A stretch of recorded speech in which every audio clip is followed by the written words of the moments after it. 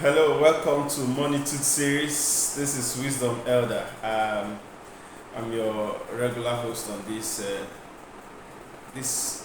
edition, and we've been talking about the errors of the prodigal son as a result of what we started uncovering, which has to do with the attitudes of either having money or not having money, the presence of money or the absence of money.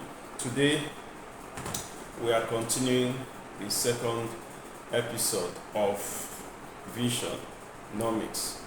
VISIONOMICS, we started the last episode and went as far as giving you definition of what vision is all about.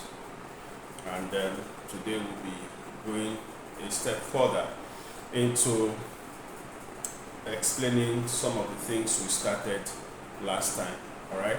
Some of the things we said vision begins from the stage of ideas, and then from ideas we enter into developing skills that surround the ideas, skills that will enable you to manage the ideas. Managerial skill, let's not forget that skill must not be all about the technicality.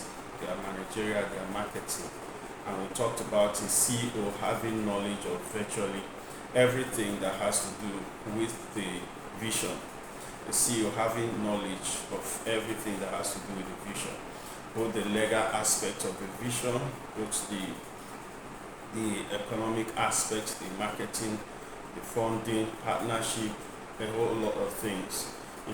Most of them will go into technicalities.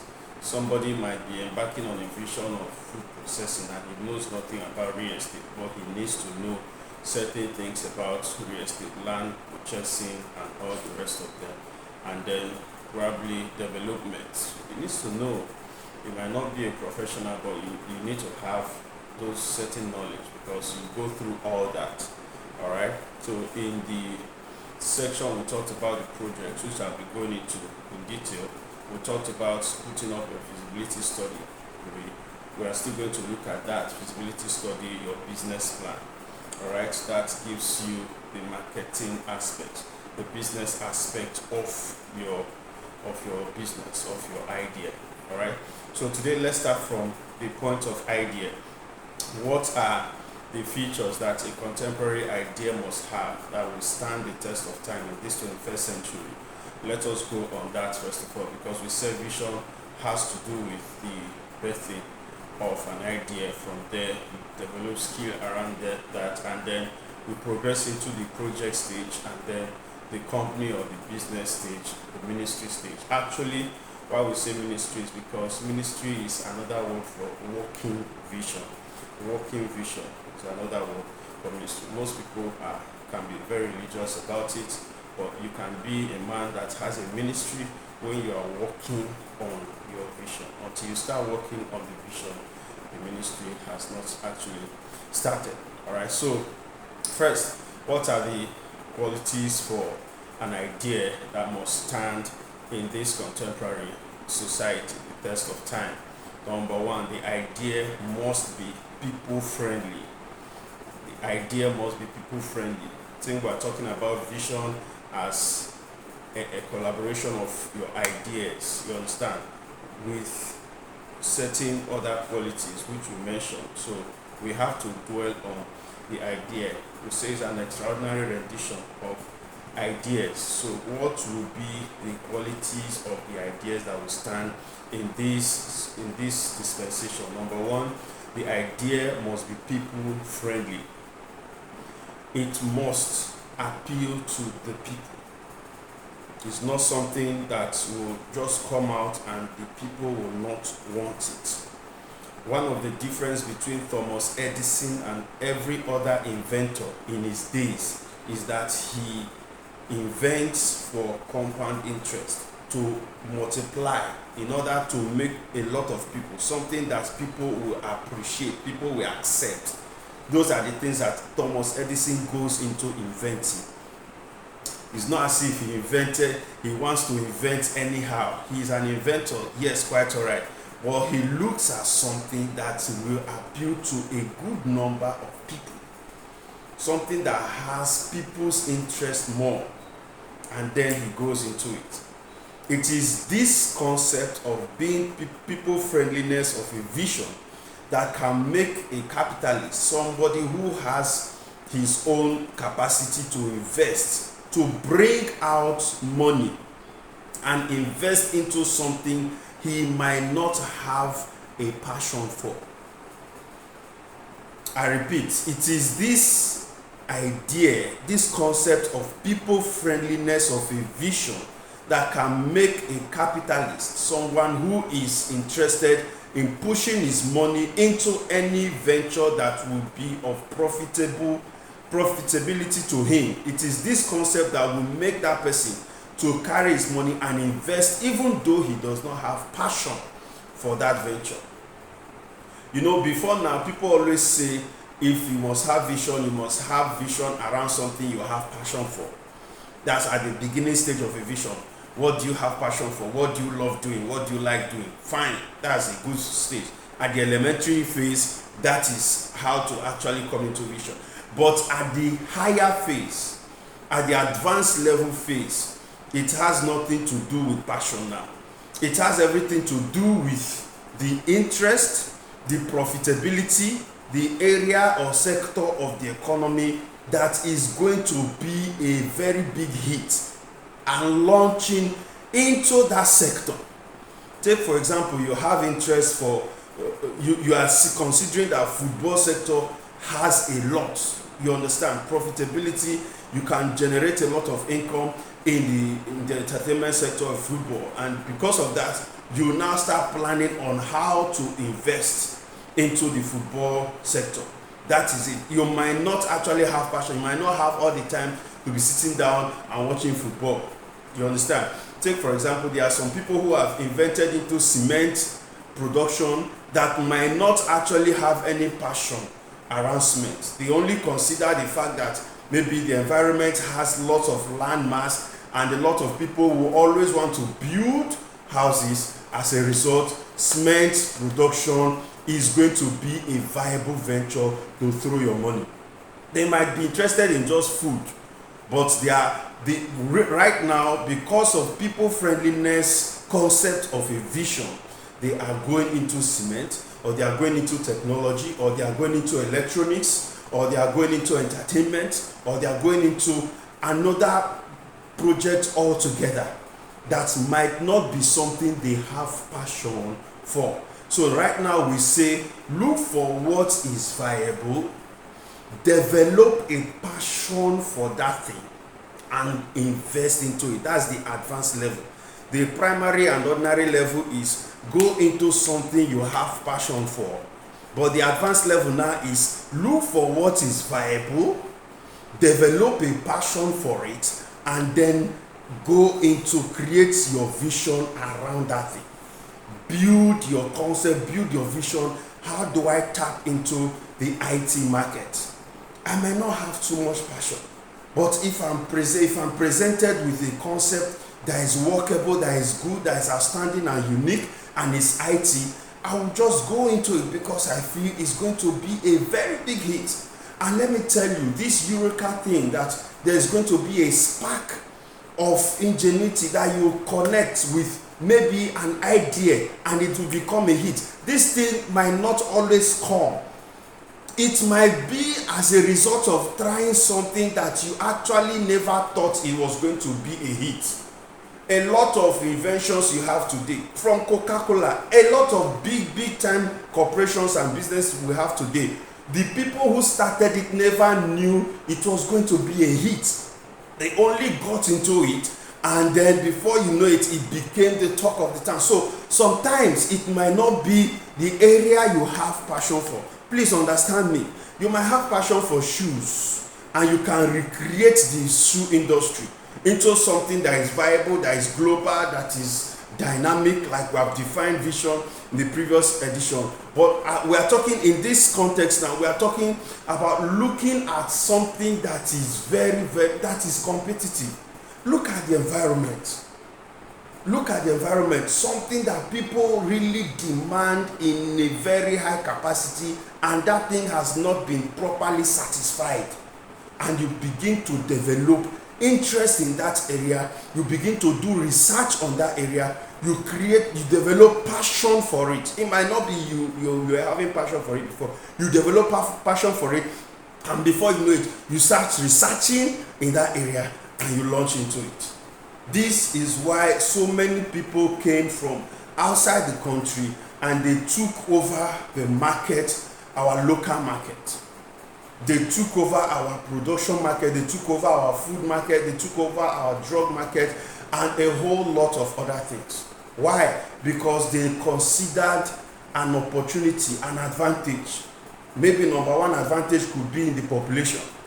We have a lot of people in the country. Take for example Nigeria, over 200 million people. How can I have 100 million people patronizing me on a daily basis, at least to a tune of a profit of 20 or 30 naira or 40 naira? Which product can I transfer to their hand on a daily basis that would be on high demand, and every day they will be patronizing me compulsorily as far as that product is concerned? And when one capitalist goes into that venture, it could be food, and later on he now decides, okay, how can I expand this food concept so that even though I'm producing one food line and I'm getting a 10 naira profit margin from 80 million people, so if I have 5 food lines, I can have a total profit of ×5 of this particular margin. And before you know it, the person looks into the cement sector, looks into the soccer, the football sector, he looks into the entertainment sector, and all the rest of them. Before you know it, this person is expanding. Maybe his initial passion might just be one food item, but as we advance, you begin to know that you can look into the economy and know the place that has high potential, that will increase, that will multiply income, and the capitalists will go on and invest in such. We have petroleum scarcity because we are not having refineries, and people are looking into that to go into that aspect, and so on and so forth. So the vision must be people friendly. The vision must be people friendly. That's number one. Number two, the vision must be out to solve problems. It must be out to solve problems.